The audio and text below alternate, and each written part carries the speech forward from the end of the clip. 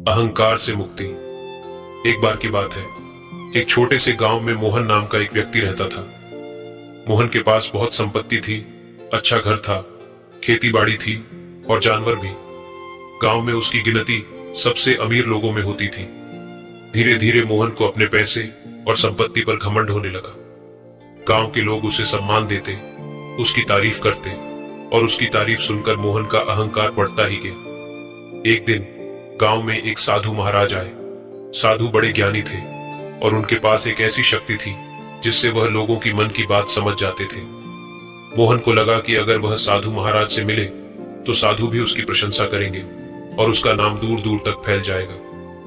अहंकार में डूबा मोहन साधु के पास गया और बोला, महाराज, मैं इस गांव का सबसे अमीर आदमी हूं। लोग मेरी तारीफ करते नहीं थकते। मैंने अपनी मेहनत से सब कुछ हासिल किया है। साधु मुस्कुराए और बोले, यह तो बहुत अच्छी बात है बेटा, लेकिन क्या तुमने अपने मन का बोझ कभी हल्का किया है? मोहन चौंका, बोला, बोझ? कैसा बोझ महाराज? साधु ने अपनी लकड़ी के सहारे उठते हुए कहा, तुम्हारे पास दौलत है, पर क्या तुमने कभी यह सोचा है कि वह तुम्हारे साथ नहीं जाएगी? यह दौलत तुम्हारे मरने के बाद किस काम की? मोहन को साधु की बात थोड़ी अजीब लगी, पर फिर भी वह उनकी बातें सुनने लगा।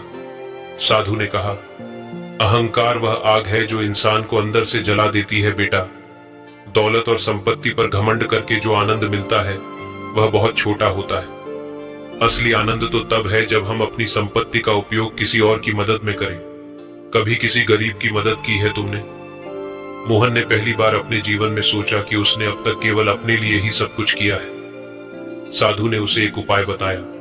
उन्होंने कहा, अगर तुम सच में अपनी संपत्ति और अहंकार से मुक्त होना चाहते हो तो जाओ, किसी जरूरतमंद की मदद करो और उसे इस तरह मदद करो कि उसे यह न लगे कि तुमने उसके ऊपर कोई एहसान किया है। साधु की बातें सुनकर मोहन थोड़ा सोच में पड़ गया, लेकिन उसने सोचा कि यह बात इतनी भी कठिन नहीं है। दूसरे ही दिन वह एक गरीब परिवार के पास गया और बिना किसी को बताए उन्हें खाने पीने की चीजें दे आया। उसके दिल को एक अजीब सा सुकून मिला जिसे उसने पहले कभी महसूस नहीं किया था।